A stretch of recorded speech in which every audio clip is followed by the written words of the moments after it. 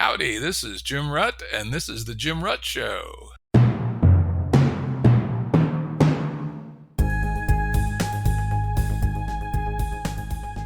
Listeners have asked us to provide pointers to some of the resources we talk about on the show. We now have links to books and articles referenced in recent podcasts that are available on our website. We also offer full transcripts. Go to jimruttshow.com. That's jimruttshow.com. Today's guest is John Koza, founder of National Popular Vote, Inc.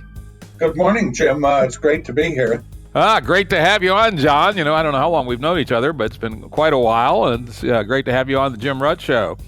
For those who don't know John, he has one of the most incredible resumes of anybody I've known. In fact, maybe the most incredible.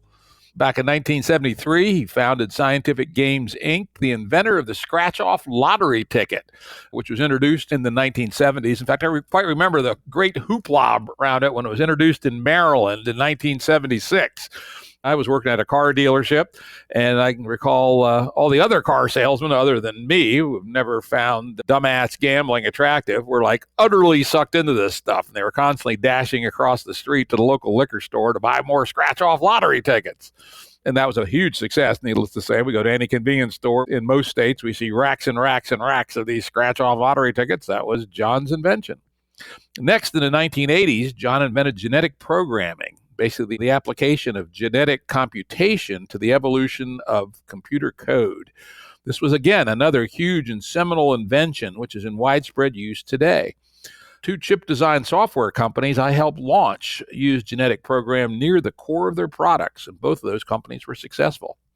Third, and I don't want to say finally, because who knows what John will come up with next, in 2006, John launched National Popular Vote, an audacious move to replace the Electoral College in presidential elections without requiring amending of the Constitution.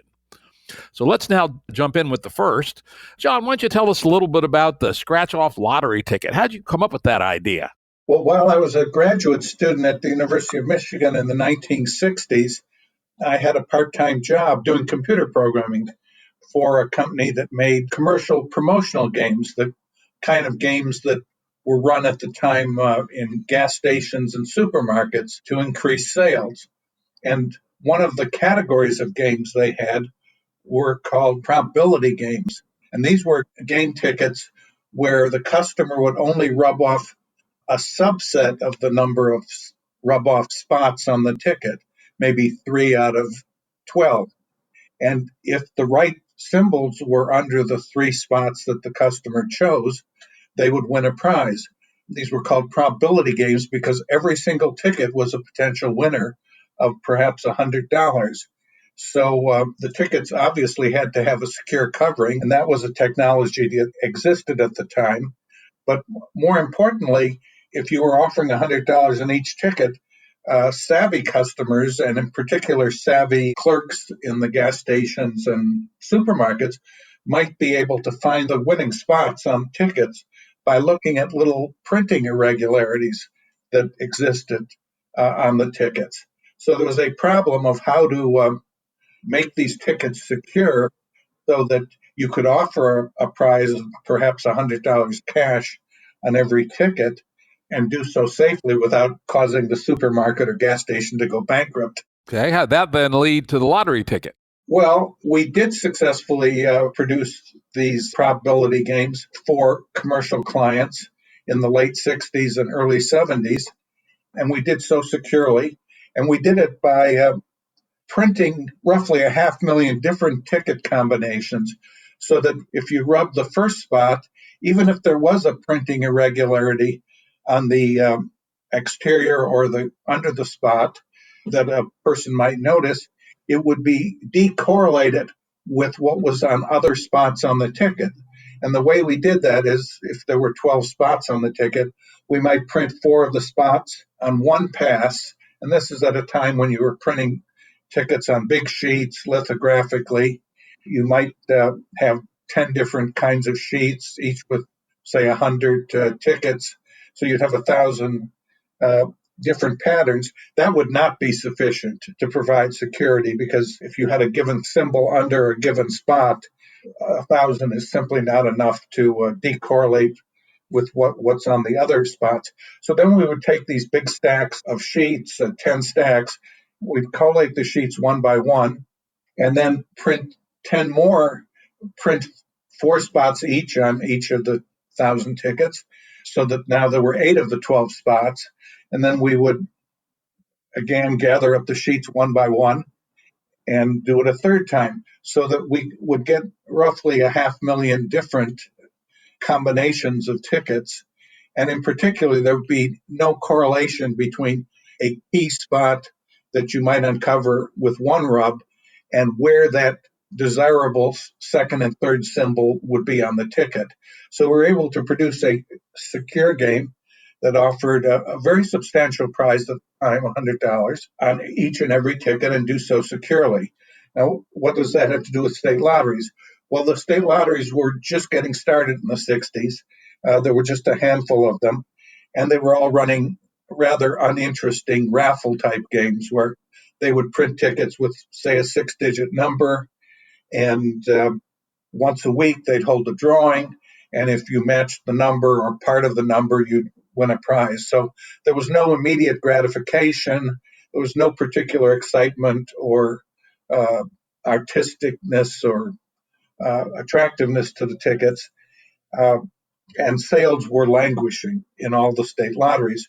So we had the idea when I was working for this commercial game company of saying, well, if the state lotteries could have an instant gratification, use this rub-off technology, and although states would not want to run a probability game, that would have been much too risky for a state government to undertake, we could take this super secure technology that was good enough to offer a substantial prize on every ticket and run a controlled game where the winners were predetermined and pre-printed, and again successfully prevent any clerk in a store from finding the winning tickets, plucking them out so that the consuming public wouldn't be getting the winners. So we solved what was called the agent pickout problem for controlled games, which is, could the clerks who were selling the tickets in these hundreds of convenience stores around the state,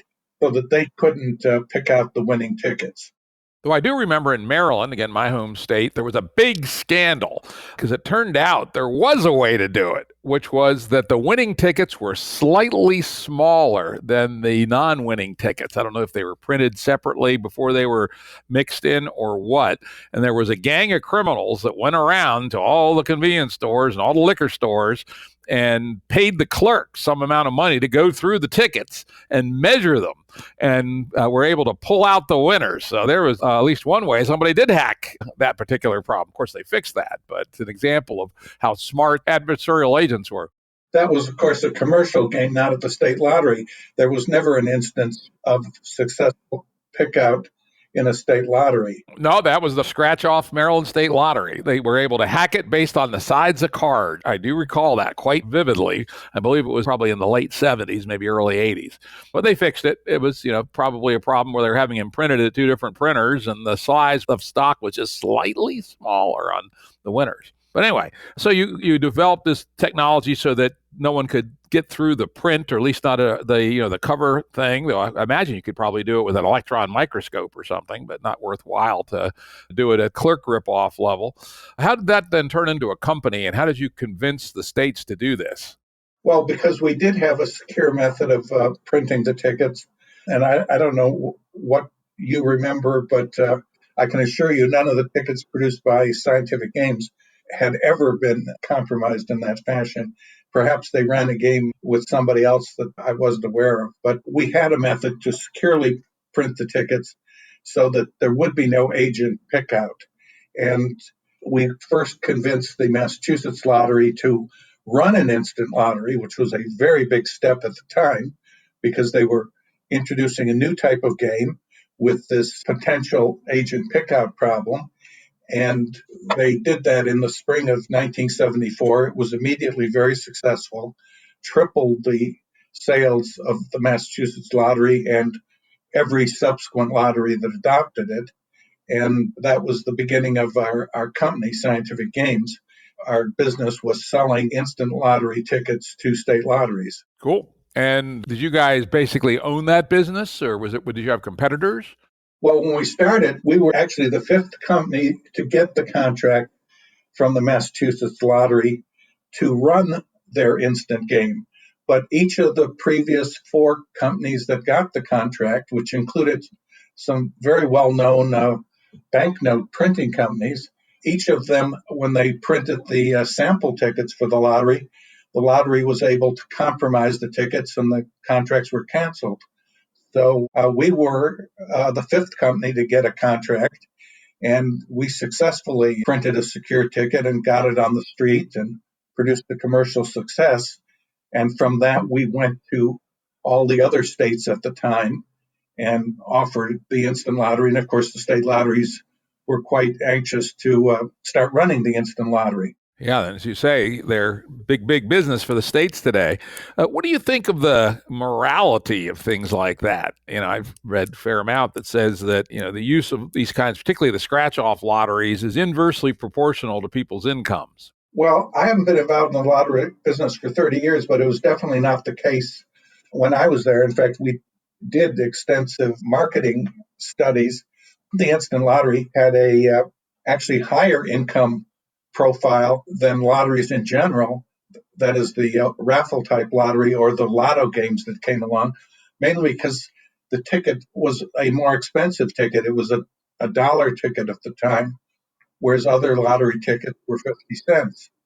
So at least at the time when I was involved in the business, which was until the late 80s, the demographics of the instant ticket was distinctly not lower income. It was distinctly middle income. Okay, well, that's good. Well, that's enough on the lottery. Again, an amazing insight and innovation and invention, and then take to market with high quality. Let's move next to genetic programming. As I understand it, you were a student of John Holland's, who's one of my heroes. In fact, his book, Adaptation in Natural and Artificial Systems, was the first book that I read in the area of evolutionary computation, and it drew me into working in that area and then eventually into the area of complex science. Maybe you could start a little bit with your work with John Holland and then how that led to genetic programming. Well, again, while I was a student of John Holland's in the late 60s and early 70s, in the computer science department at the University of Michigan, and he was my thesis advisor. He had invented the genetic algorithms in the mid 60s, which is an evolutionary computation technique that is useful for solving a lot of engineering and optimization problems in an automated way. And as a matter of fact, as I was a graduate student working on my PhD thesis, that was at the same time I was doing the part-time consulting for the game company that was producing the probability games. In any case, I had gotten interested in the notion of automatically programming computers to solve problems. In 1963, I was in John Holland's, one of his courses. I was an undergraduate at the time, and he had a course on adaptive systems. And one of the papers we read was Friedberg's paper on trying to have a computer automatically learn how to program itself to solve a problem. And that was through a mutational method.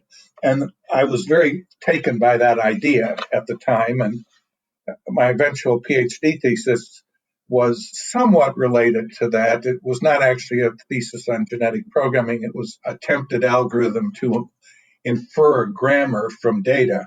But inferring a grammar from data can be seen as a way of writing a computer program. In any case, my thesis was sort of inspired from the field of genetic algorithms, even though it wasn't in the field of genetic algorithms. And it was inspired by this idea of trying to get computers to program themselves, even though it wasn't exactly that. So somewhere around 1976, right when John Holland's book came out, and I was in the lottery business at the time and quite busy running around selling tickets to state lotteries, I did buy a copy of his book right when it came out. And as you were influenced by it, so was I. Very good. That's interesting. For our audience, if you could go into the basics a little bit, just keep it very basic. We have a well-educated audience, but not experts in either computer science or genetic or evolutionary algorithms. How do genetic algorithms work? And then how was that idea extended to genetic programming? Well, the idea of the genetic algorithm is vaguely patterned after the notion of DNA. That is, you'd have a linear string of symbols. With DNA, it's four symbols. In the classic, simplest form of the genetic algorithm, the string is just a binary string of ones and zeros.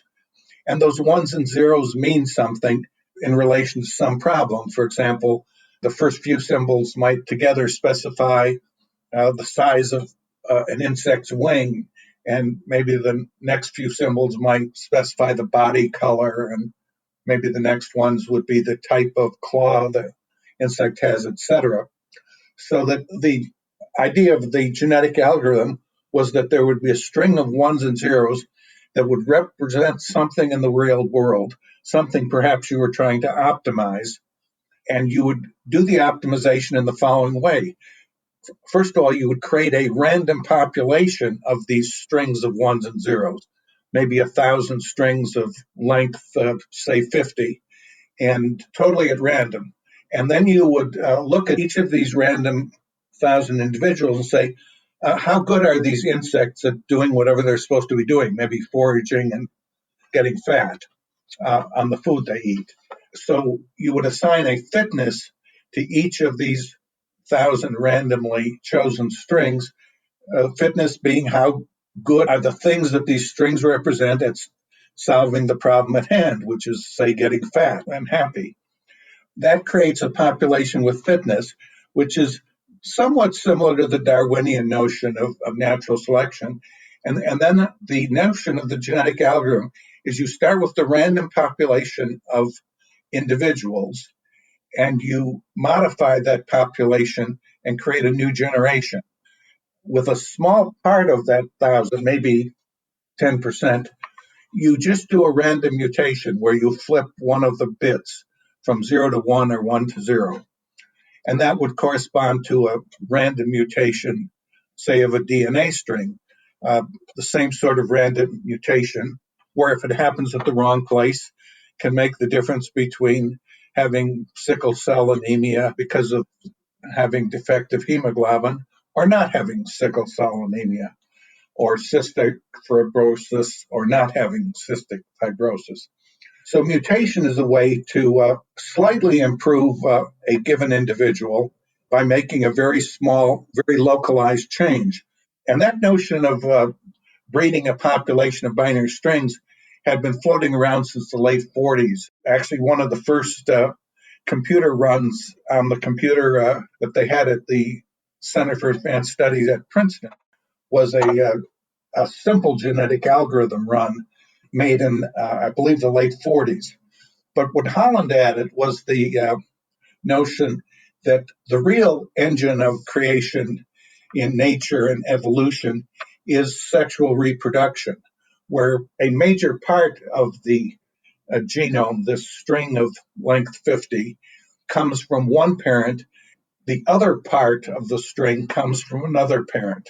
And this is roughly analogous to the way sexual reproduction occurs in simple genomes, okay? And that would be the bulk of the transformation that creates the new generation. So maybe 10% might be a mere copying based on reproduction and or some mutation, but maybe 90% or 80% would be crossover. That is the sexual recombination, where you take a major part of the genome of one individual and you made it with a major part of the genome of a second individual, creating an offspring that has a major number of characteristics from the father and a major number of characteristics from the mother. So that takes us from the initial random generation to the first generation.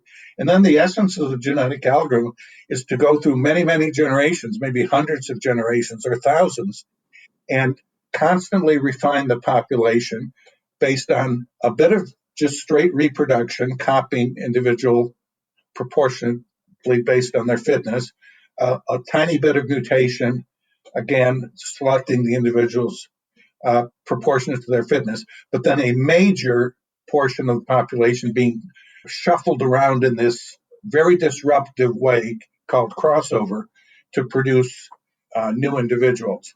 And it turns out you can solve a whole bunch of very interesting engineering optimization problems by using the genetic algorithm, as well as a whole variety of other problems.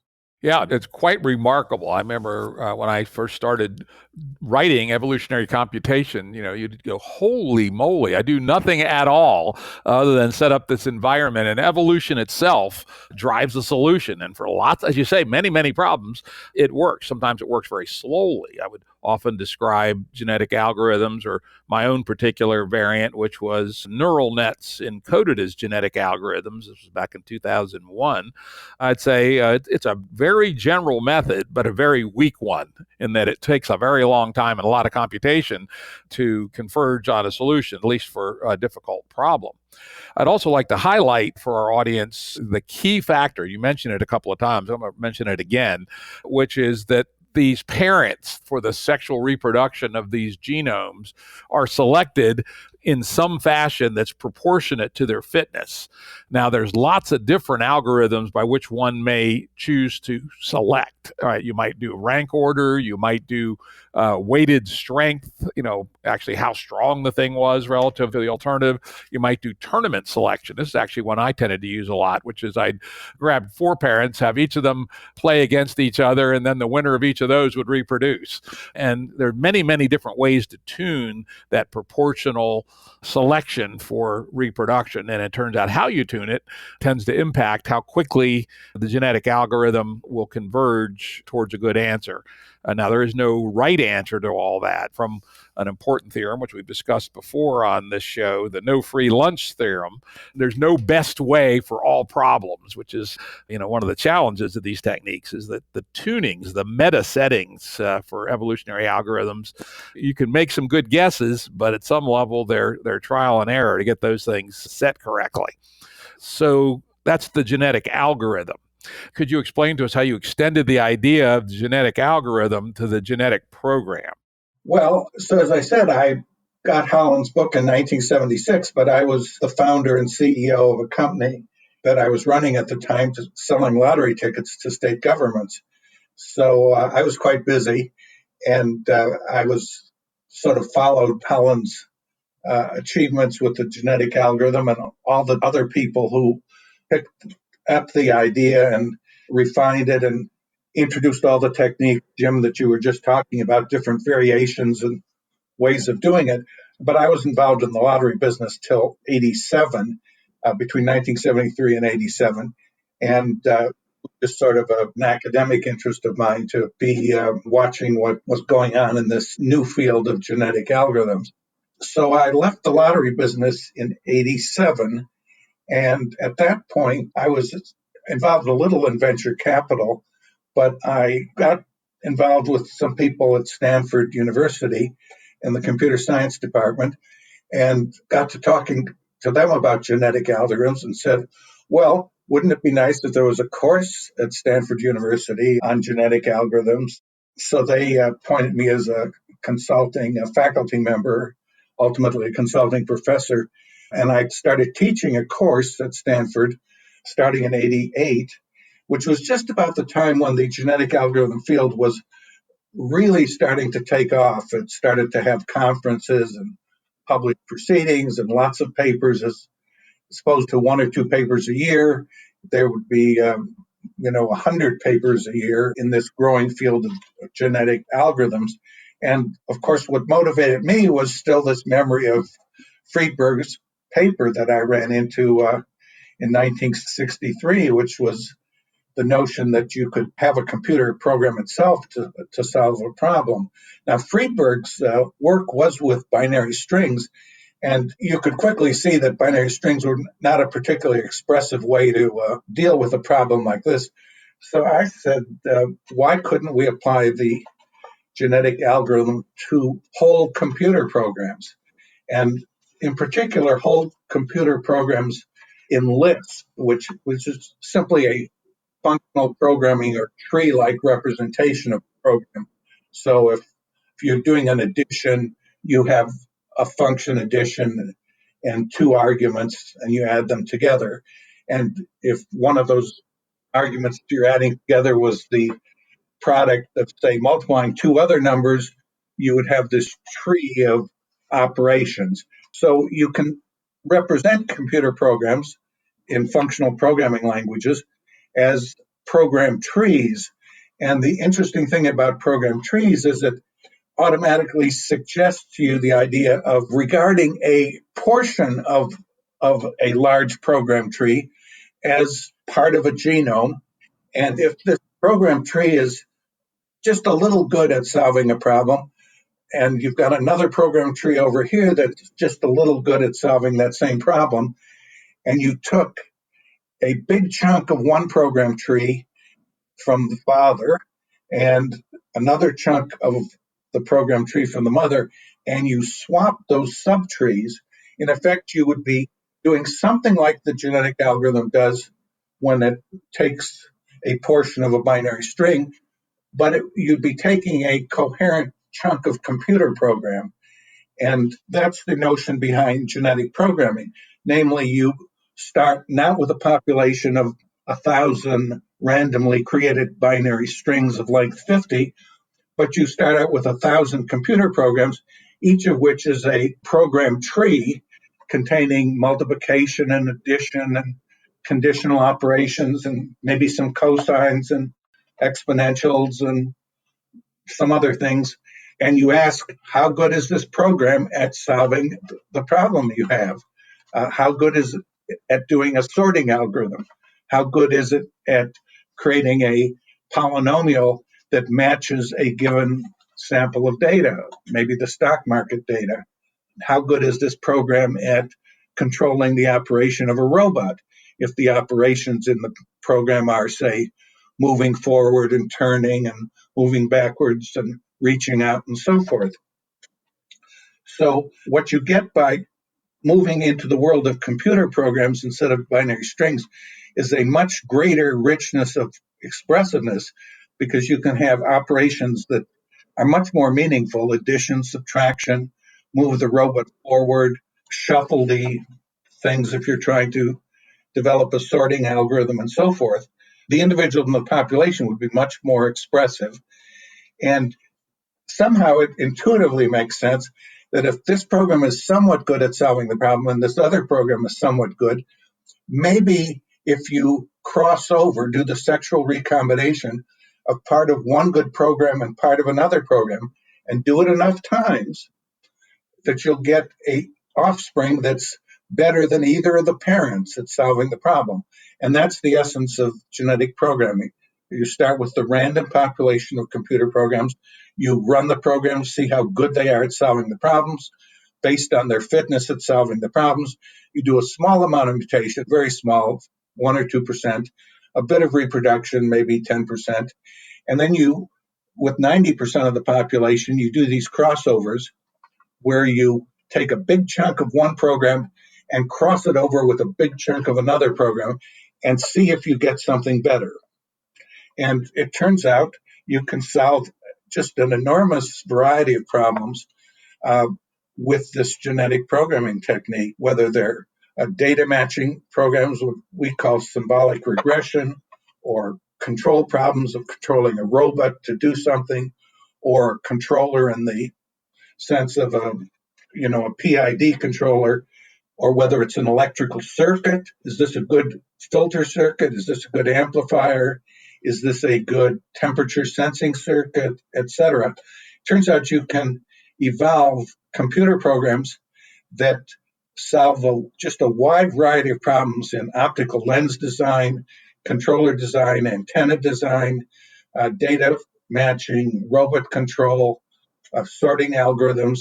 A number of people worked on quantum computing algorithms that they evolved with genetic programming, and just a vast variety of problems. Yeah, I'm always amazed when I see the ever-growing list of things that genetic programming can be applied to. I mean, one I remember from the relatively early days, I think I actually saw you present on this at Gecko, was that you had your genetic programming environments had discovered some analog circuits that had actually been patented. Could you talk about that a little bit? Well, yes. So one of my things that interested me, of course, was doing what I would call the aim, of course, was to create some human competitive results with genetic programming. And one of the categories we worked on a lot was analog circuit design. Now, there are all sorts of algorithms for digital circuit design, but analog circuit design is an art, as is antenna design and controller design. And frankly, most engineering design problems are a matter of art as well as mathematics and science. So we said, could we use this to automatically create analog electrical circuits? That was one of the big projects we worked on.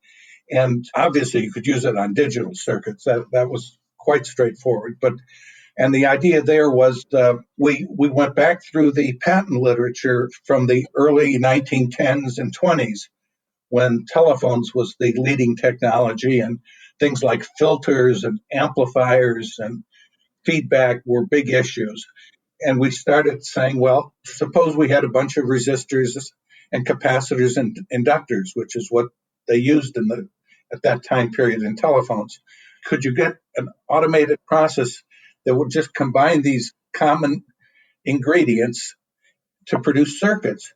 Well, what's a filter? Well, a low pass filter is like the woofer on your hi-fi. It passes the low frequency signals through it freely, and it suppresses the high frequency signal. Well, it turns out if you create a random population of circuits and ask how good are these circuits at filtering a signal, you can easily compute the fitness and see how well does it pass, say, frequencies from 0 to 1,000, and how well does it suppress frequencies from 1,000 and above. So you can compute fitness, and then you can start slightly mutating a few and reproducing a few, but more importantly, crossing over circuits that just do a little well at filtering with each other. And lo and behold, we started evolving the Campbell filter, which is the classic ladder filter of inductors and capacitors that was patented, I think, in 1917, if I recall. And then, of course, there were all sorts of improved filters, the Butterworth filters and the elliptic filters and the Cowher filters and the M-derived filters and so forth. There's a whole Johnson filters. There are a whole variety of filters that had particular additional characteristics. They were very good at creating a steep fall off or a this or a that or more attenuation or what have you. And we were able to reproduce about a half dozen of the filter patents of the 1920s and 30s, up to including the elliptic filter, which is, in a sense, one of the most complicated ones, using genetic programming. And then we got involved with all kinds of other circuits who said, well, transistors were invented at the late 40s and early 50s. Why don't we throw in transistors as well as resistors and capacitors? And lo and behold, we started being able to evolve things that were patented in the 50s, 60s, and 70s with transistors. That is significant inventions, not just novelty toy circuits. And then what you may have heard, Jim, at Gecko was after the new millennium rocked, we found 6 patented circuits that have been patented by different universities or big companies. And we were able to recreate a circuit that performed as well or better than the patented circuit in 6 specific cases. And in one of the specific cases, the genetically evolved circuit was essentially the patented circuit. In 5 of the 6, the circuit was equivalent in performance to the patented circuit, but quite different in the way it solved the problem, which is to say we were genetically evolving circuits that would avoid infringing the patented circuit. So not only were we reinventing things that were considered significant inventions by universities or companies at the time and worthy of patents, but we were duplicating patents and creating a method to essentially avoid infringing existing patents by creating equivalent circuits. Then we played the same game with optics.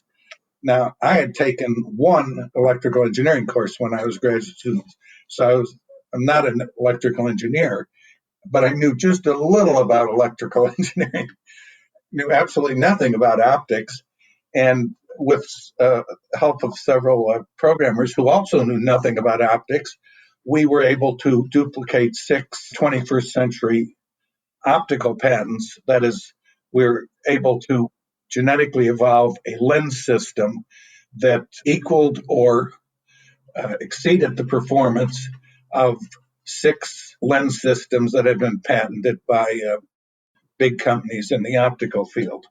So we demonstrated that this process not only worked in a important area, electrical engineering, but also in another area where we could go into it with no particular expertise of our own about lens systems, simply apply this domain independent, well established, well defined mechanical method and duplicate patents. And we duplicated some antenna patents, and the controller patents, and other people, of course, who've worked on this have created all sorts of interesting other inventions, quantum computer circuit programs, and many other things. Yeah, and again, just to underline for our audience, all these things were done untouched by human hands. It was not like a bunch of high-priced computer guys sit down and wrote this stuff. These things were evolved, which is amazing. And I think I mentioned on the intro, I've actually been involved in 2 companies that use genetic programming. I was chairman of Analog Design Automation, which used genetic programming to improve human-designed analog circuits. And our lead investor was Intel. We had all the big chip companies as our customers. We ended up selling the company for a nice price, if I may say so, to Synopsys. And then we had another company called Solido Design Automation, which used genetic programming and other techniques to optimize manufacturability of computer chips. And again, that company was very successful and was sold to Siemens not too long ago. So those are some real world, really hard problems that GP has been applied to. John, do you keep up on the state of the art in GP? And do you know what's going on the cutting edge these days? Well, I've been staying closely involved with the annual human competitive competition, which is now in its, I think, 20th year. And every year they run a competition where they give prizes for human competitive things that have been designed with any evolutionary computation technique, genetic algorithms, genetic programming, or other techniques. The majority of the prizes have gone in the genetic programming category, but there have been a whole string of impressive results every year. And if people go to www.human-competitive.org, they can look at the progression of increasingly impressive things that have won prizes over the last 20 or so years. Cool. Could you call out a couple that you were impressed by recently? I personally was very impressed with Lee Spector's work on quantum computer circuits, and Moshe Sipper's repeated winning of prizes. Both of them repeatedly have won prizes in that competition in the area of game playing. But there have been just a whole number of other ones. I don't mean to slight anybody else by having mentioned those 2. Ah, very good. What an amazing idea you've had, John, and how far it's gone. And so now let's move on to the third area of innovation. And this is the National Popular Vote Initiative. Could you start by telling us about it at kind of the high level, what the motivation was? Then I'll ask you some more questions. We'll go into some more detail. Well, again, it goes back to my very busy career as a graduate student at the University of Michigan in the 60s. Very busy on, frankly, everything but my thesis for most of the years I was in Ann Arbor. So I had this significant part-time job programming for the game company while I was working on my thesis. But of course, graduate students then and now were very occupied with playing games, as any previous graduate student well knows. And in the 60s, very complicated board games were very much the rage. The Avalon Hill war games, and Avalon Hill had a number of other complicated games involving railroad switch yards, and there was diplomacy and risk and a whole bunch of games, Stratego. But we got interested in creating our own game, so we created a game based on the Electoral College, which was a topic of quite prominent debate in the 60s. So we had this game that John Holland played with the graduate students. We had a computer program that would run simultaneously with playing the game, creating different statistical matrices so we could evaluate the state of the play at each stage. And we would pretend to be presidential candidates campaigning for president using the quirks and oddities of the Electoral College. So this game was called Consensus, which we actually published commercially, lost some money on, and sold 3,000 copies. But this game was sort of always in the back of my mind, how utterly ridiculous the Electoral College is as a method for choosing the president, and how subject it is to manipulation and producing odd results. So in the 90s and 2000s, particularly the 2004 election, it had become increasingly clear that presidential campaigns had concentrated only on a handful of states. When Kennedy ran in 60, he campaigned in 35 states, and Nixon campaigned in all 50. When Kerry and Bush were campaigning in 2004, almost the entire campaign, well, virtually the entire campaign was in a dozen states, but essentially the whole campaign was in 3 states. And that's because under the current system, the candidate who gets the most votes inside each state gets all of the state's electoral votes. So if a state is 5% or 6% in one direction, it's really out of reach during a presidential 3-month campaign. So if you're running for president and you want to win, you do all your campaigning in the states that are within 1 or 2 or 3%, the so-called swing states or battleground states. And this battleground that had been fairly large in the 40s, 50s, and 60s had shrunk by 2004 to just a handful of states, which is, of course, still the case today. And the result is not only most of the people in the United States are politically irrelevant in the presidential election, in the general election, but you could also get candidates elected president who didn't get the most votes in all 50 states, which of course occurred in 2000 and then more recently in 2016. And just in general, obviously every vote was not equal, and most voters were just politically irrelevant. So it turned out I had lost a 25-cent bet when I was an undergraduate to a pre-law student in the dorm at Michigan. I had claimed that the winner-take-all rule was in the U.S. Constitution. And the law student said, no, it's not in the Constitution. And I did lose the bet, and I still remember that because he was right. It turns out the way we elect the president isn't really in the Constitution. It's in state laws, state by state, that have adopted these laws that award all their electoral votes to the candidate who gets the most votes inside the state. And I got to talking with a lawyer friend of mine.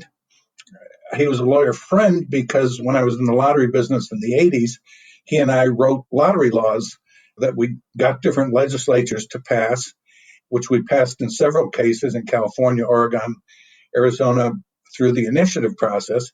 So he and I were quite aware of the process of lobbying state legislatures and passing laws by initiative. And we got to talking one day at lunch and said, why couldn't you elect the president in a national popular vote, not by amending the Constitution, but just by changing these state winner-take-all laws? And we started researching this and quickly discovered that, well, not only was the pre-law student right back in the early 60s when he swindled me out of 25 cents, but it turns out that the way to do it is with the states getting together with what are called interstate compacts.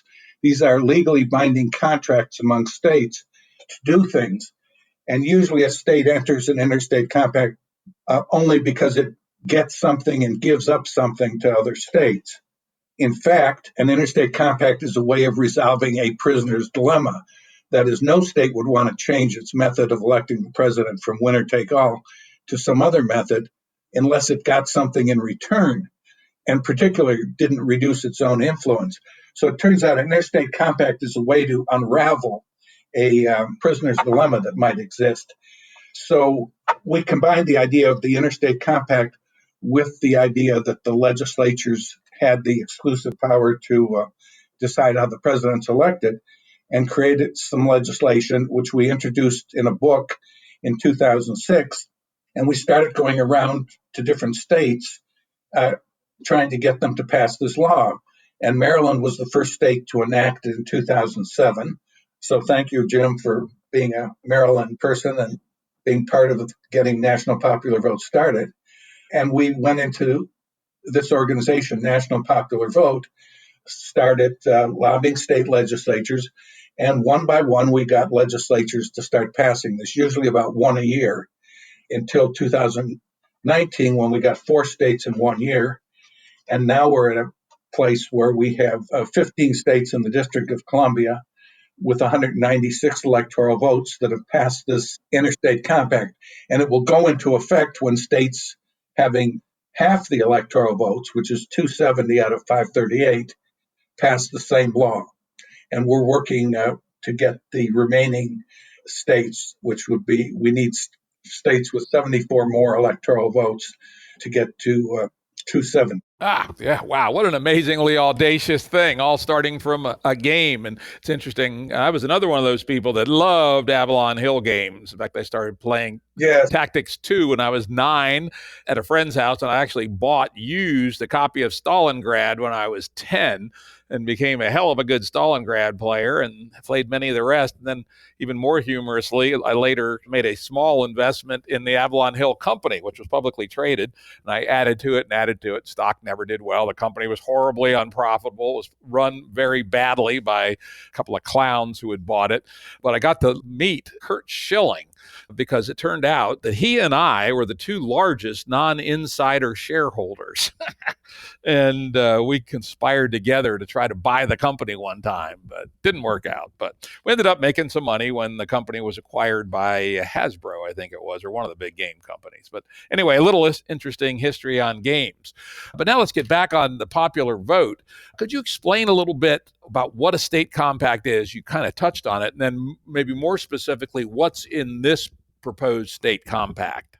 Well, yes. So let me first connect the interstate compacts with the lotteries, because the reason we thought of this is that in the mid-'80s, lotto games were getting started with state lotteries. And lotto games offered a very large prize, as you know.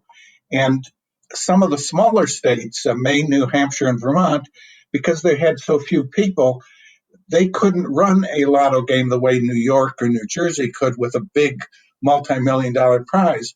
So they got together and passed an interstate compact, creating the Tri-State Lotto Commission. And that's how I became aware of interstate compacts.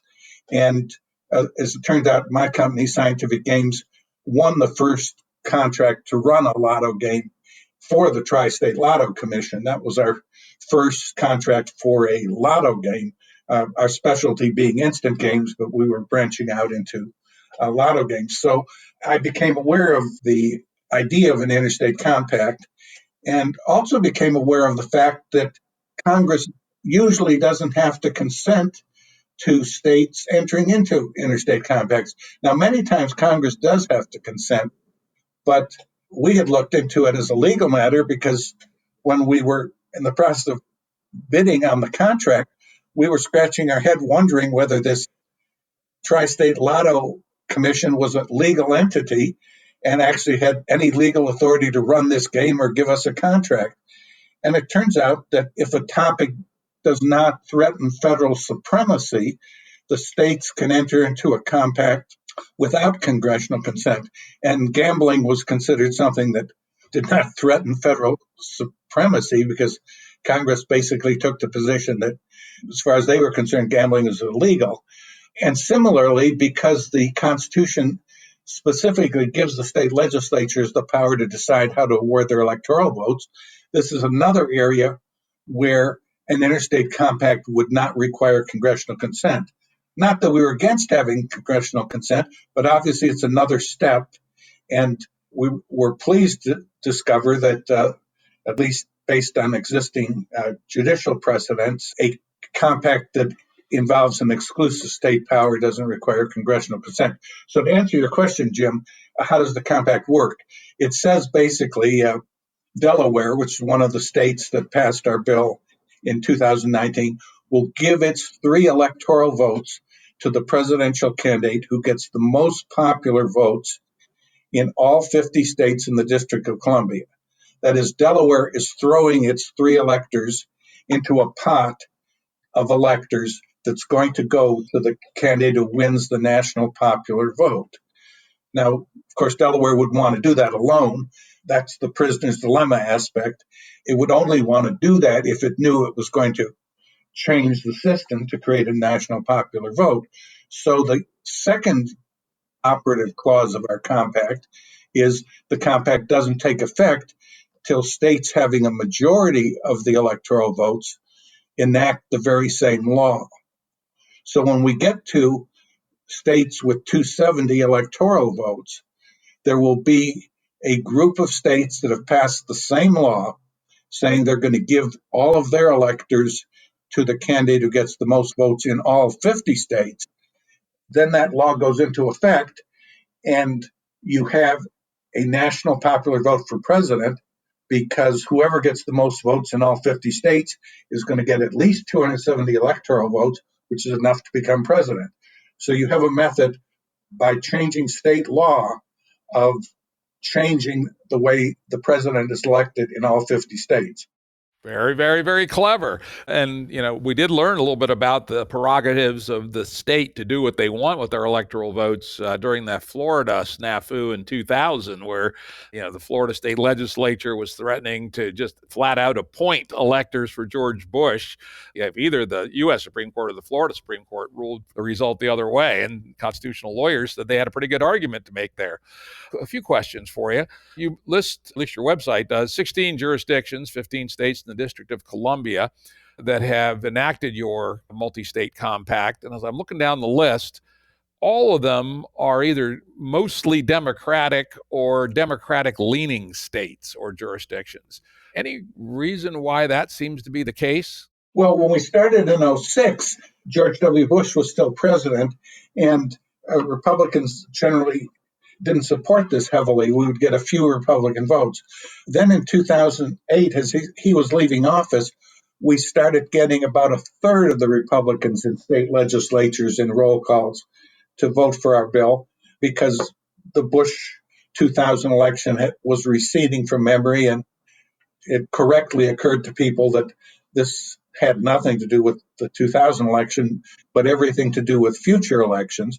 And as a matter of public policy, it is not good that people get into the White House who don't have a strong popular base of support. And it's certainly not good that 3 out of 4 states are ignored politically in the presidential election. So we went through a period then when Obama was president, when the Democratic states got less and less interested in passing this bill. First of all, we had already gotten several Democratic states. Secondly, there was a sort of arrogant triumphalist mentality that had set in on the Democratic side, that the Democrats had a permanent lock on the White House. And why change the system since it had elected Obama?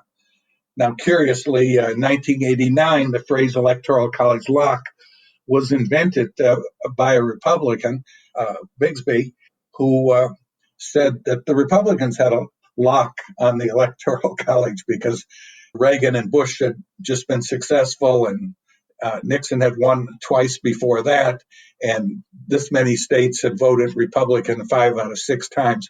Well, the same completely nonsensical, arrogant belief settled in on the Democratic side. It was called the blue wall theory, that because states with 242 electoral votes had voted 6 times in a row, the Democrats would always win the White House.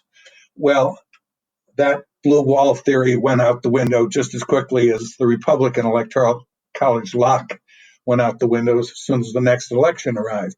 So we went through a period when we started getting a lot of Republican support, passed the Oklahoma Senate, which Republican controlled, the Arizona House. 2/3 of the Republicans sponsored the bill, and 2/3 of both parties voted for it, and 47 out of 56 Georgia Senate members sponsored the bill in 16. And the only reason we became law in New York was that the Republican-controlled Senate passed it. So we went through a period where Republican support was increasing. And then, of course, we had the 2016 election, and then suddenly it was sort of like a square dance. Everybody changed party lines, and all of a sudden, the Republicans no longer thought that it was important that every state matter and be politically relevant, and that every vote would be equal and the candidate with the most votes would win. And all of a sudden, the Democrats said, oh my goodness, the Electoral College is permanently biased against us. So we've gone through this cycle of partisanship, and we're plodding along, and you have to just explain the issue one by one to the 7,400 people who actually have a vote in this matter, which are the 7,400 state legislators. Interesting. And of course, what I always find interesting, how short-term people's reactions are.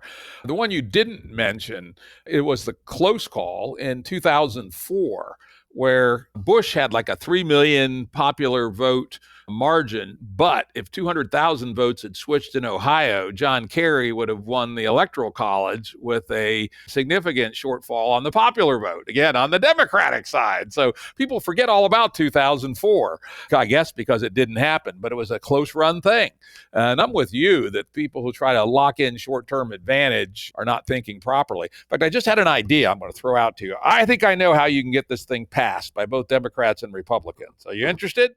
Well, of course. Okay, suppose you amend it. You have to get back everybody to amend it and say that this will go into effect 20 years after the 270. Well, as a practical matter, that wouldn't get you any votes. It's an interesting idea, but it doesn't change the way people look at it at the moment. The 2004 election wasn't the only near miss. Carter almost lost the election, even though he was ahead by 3 million votes.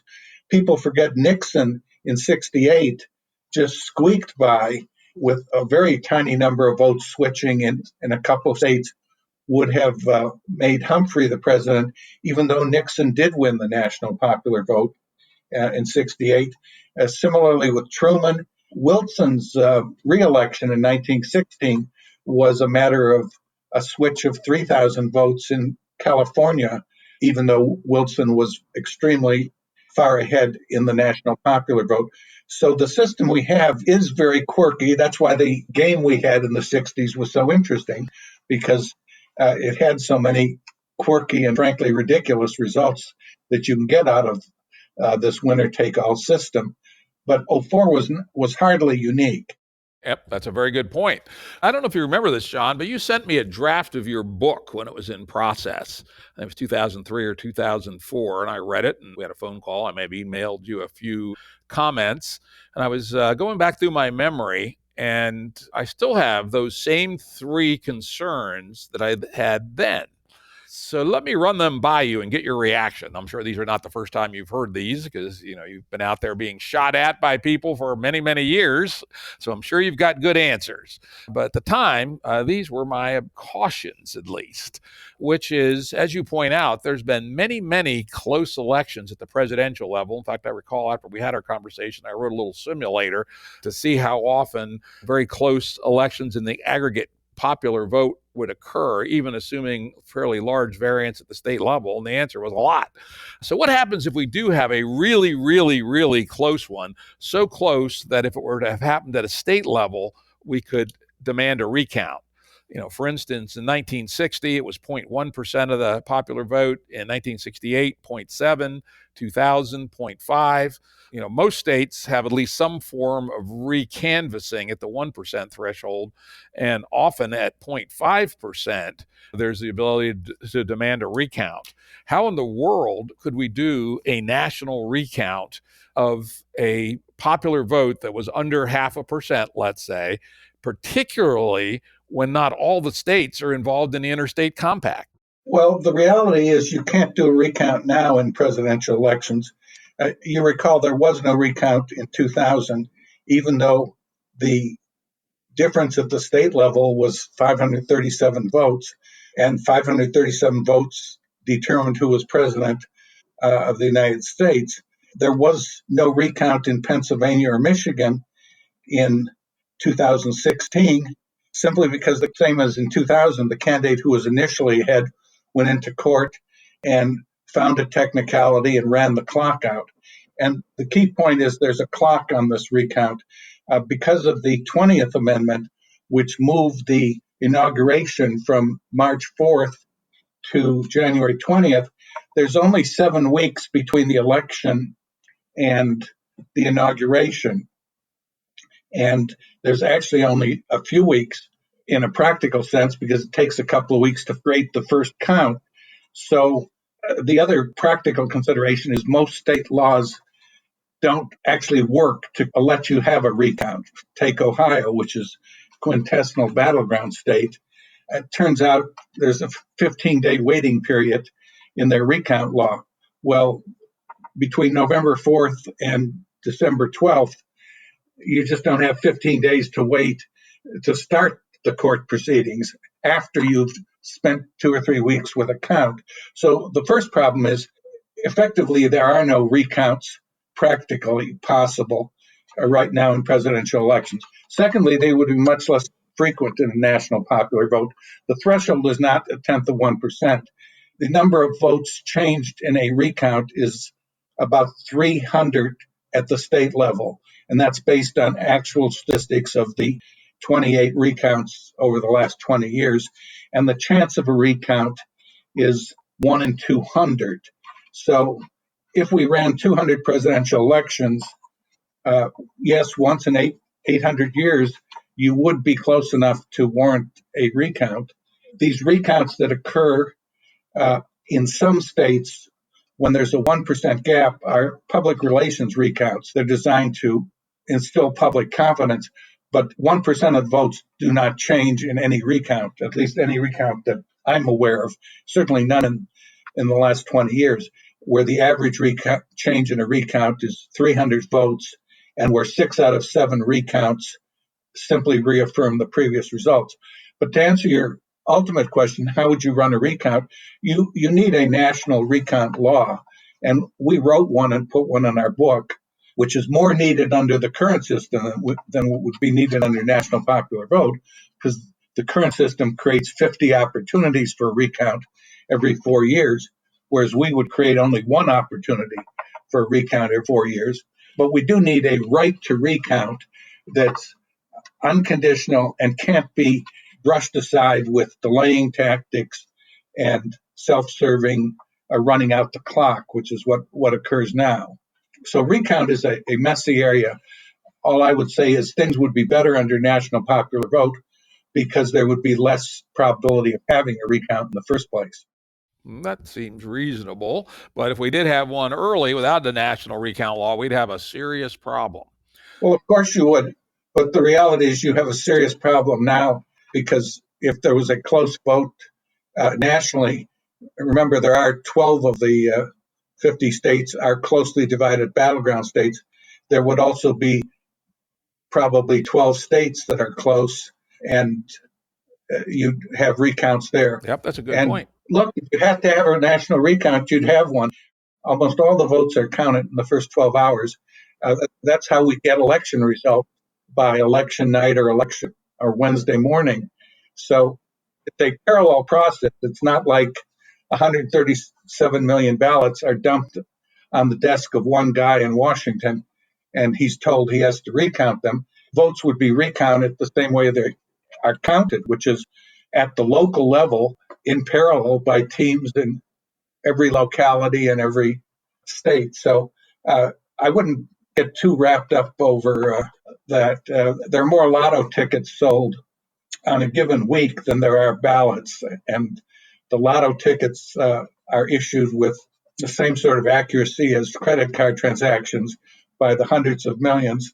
There's no big deal conducting a recount because it would be conducted in parallel. Okay, that's a tolerable answer. Let's hope it doesn't happen. The next one, I think this one was the one I was most concerned at the time, was what happens if it's very close and that one of the compact states, that its own popular vote went strongly the other way, and it decides to renege. It's at least strongly arguable that the U.S. Constitution gives state legislatures absolute discretion on how to allocate electoral votes. Suppose the state legislature meets between the Tuesday election date and the meeting in the Electoral College, and by a legislative vote says, nope, we're going to renege, and here's our vote, all nice and legal under our state constitution. We renege, and we're appointing the electors for the other guy, and that then breaks the compact.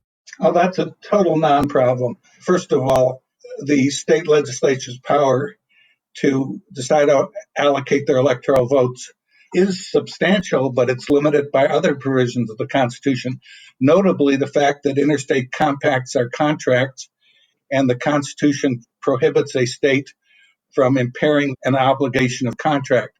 So it's really airtight constitutional law that no state can get out of an interstate compact except in the manner that the compact itself allows. And our compact says if you try to leave between July 20th and January 20th of a presidential year, your departure occurs after the inauguration of the new president. And there's been no case where the Supreme Court or any court has ever allowed any state to wiggle out of any interstate compact ever. So I wouldn't worry about that. Also, there's a federal law on top of it, which requires that presidential electors be selected based on laws in place prior to election day. So there's also a statutory reason why that can't happen. And in a practical sense, it can't happen because most state legislatures are not in session in that short period. And even if they were, most state constitutions only let a new law take effect 60 or 90 or 100 days after it gets passed. So it wouldn't even matter if there were no impairments clause, if there were no federal statute, even if all the legislatures were in session, most states could not pass a law that would go into effect quickly enough to renege, even if it was possible. Though, of course, Florida actually was going down that road to do so in the 2000 election. Well, actually, they weren't. What Florida was doing was they were passing a resolution saying that if the courts vacated the results of the vote by the people on November 3rd or whenever it was, then the legislature was reaffirming the choice of the Republican slate of presidential electors, but only if a court had done that. So if you actually look under the hood of what was going on in Florida in 2000, they weren't coming in and saying, we have the power after election day to override our own voters. The state does not have that power because of the federal statute I mentioned. Great. That's good. I just learned something new there. That sounds pretty damn solid. Now we're getting out of the kind of hard machinery aspects and more to, is it good? Could a national popular vote result in more polarization? Suppose, today the Electoral College system requires people to compete in some of the more closely balanced states to win. You can't go too far afield and win in Ohio or Wisconsin or Florida or Pennsylvania. If we went to a national popular vote system like John is suggesting, might not the result be for the campaigns to try to really run up the margins in the most polarized states, the Californias, the New Yorks, the Texases, et cetera, rather than having a campaign that's aimed more towards, the centrist states? Well, of course, the way candidates actually campaign inside the battleground states is simply the same way they would campaign nationally. So when you're running for president inside Ohio, which is a closely divided battleground state, of course you try to run up the vote in the parts of Ohio where your party is strongest. That goes without saying. So that process already exists. You milk the areas where your party is strong, but remember, both parties are doing that simultaneously. And you go after the votes in the middle in Ohio, which are available to your party.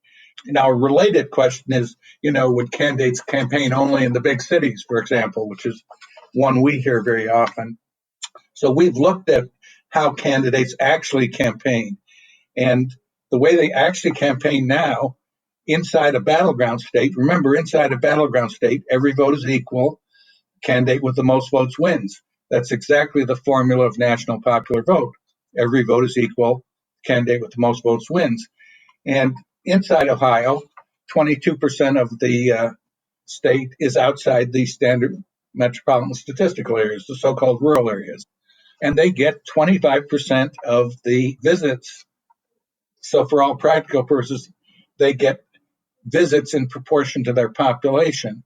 The big cities, the Cleveland, Cincinnati, Columbus, individually and as a group, they get exactly the percentage that their population is, and the metro areas get the same percentage, and the mid-sized cities, of which there's 7 in Ohio, the Youngstowns and Dayton's, etc., that also tracks population. Why is that true? Because if you're running a presidential campaign in a battleground state, you've got the most knowledgeable professional advisors in the world telling you that if every vote is equal, every vote is equal. And it would be insanity to campaign otherwise. And we've gone through and mapped the appearances of candidates in Florida and Ohio and the dozen or so battleground states. And the candidates do not hover around Miami or Philadelphia or Cleveland or Denver or Des Moines or Las Vegas. They campaign all over the state because that is the way you have to campaign if you're going to win. So a lot of this rhetoric about big cities controlling elections or polarization is really just that. When you actually look how candidates campaign, they are very rational. And if they're rational, they have to follow the voters. Great answer. Sounds like you guys have done the work and you have the data that shows that people do act rationally and apply their level of effort to where the voters are, no doubt seasoned by their estimate of how many voters they have in an area. They're not going to spend a lot of resources in an area. It's 90% for the other guy. But that sounds good. Sounds like you've thought these up. What are some other objections that are out there that you have answers for? Just give me two more objections that you regularly hear that you feel like you've got good answers for. Well, we think we have good answers to 131 myths that we cover in our book. We've actually cataloged all the things that different people have said, and we think we've got a good answer for all of them. But one of the ones that comes up quite often is it's an argument, call it federalism. It's somehow an uneasy feeling that somehow this is going to upset the federal system. And you really have to look at it. We do have a good system. We divide power between states and the national government. And that's not only allows for innovation at the state level and experimentation, but it also prevents one party from ever getting a foothold. For example, suppose the Constitution said that the states' legislatures didn't control how the president was elected, but Congress did. That'd be a fairly natural way of writing a constitution. And in fact, that is the way it's done in many countries because there is no federal system with states with meaningful amounts of power. Then you'd have an election system where the party in power would write the election rules, and anybody in power can think of ways of changing the election rules to keep themselves in power. So you have a dispersal of power. Well, there's nothing about how you elect presidential electors, whether you elect them by congressional district or state level or national, that in any way increases or decreases the amount of power that state government has or the national government has. So an argument we often hear, but it reflects sort of a natural concern, a legitimate concern, but for which there's a good argument, is this is not something that's changing the structural amount of power that different levels of government have. It's a way of changing the way you're counting votes. And we get a lot of that. And I think that's not really very convincing. Okay. You said you had one other one. Well, we have 131 other ones. All right. Yeah. Let me tell you, people, actually, I just clicked on that. nationalpopularvote.com/answering-myths. Oh, my God. Do they have them all answered? And as you heard John, he can slay these objections, right? Wow. He blew me out of the water. So if you think you have an objection to, the National Popular Vote Interstate Compact, go to there and we'll put that link up on our website for the episode and go see what he says. I suspect you might be well spanked. These guys have obviously done their work. Whenever anybody proposes a change, it's perfectly legitimate and natural to try to think of every possible objection or thing that can go wrong. And it's perfectly normal that there be 131 objections. And if you're proposing a change, you need to have a good answer for all or virtually all. We think we have good answers for all of the objections. And you have to make the case. The burden of proof is on the people who want to change things. I love it. That's what I'd call a good faith way to argue. You basically let people bring forth the objections and you knock them down one after the other. I wish more of our political process worked that way. Well, John, I want to thank you for a most interesting interview. I mean, you've had just the most amazing set of professional experiences, inventing a significant cultural phenomenon, the scratch-off lottery ticket, invented one of the more important intellectual contributions in computer science and genetic programming, and now doing strong work in changing how we elect our president in a very clever way, yet one that seems sound without amending the Constitution. I got to say, you're an inspiration. Well, thank you, Jim, for inviting me to be here today. Yeah, it's been wonderful. I've learned a thing or two. With that, we'll wrap her up. Production services and audio editing by Jared Janes Consulting. Music by Tom Muller at modernspacemusic.com.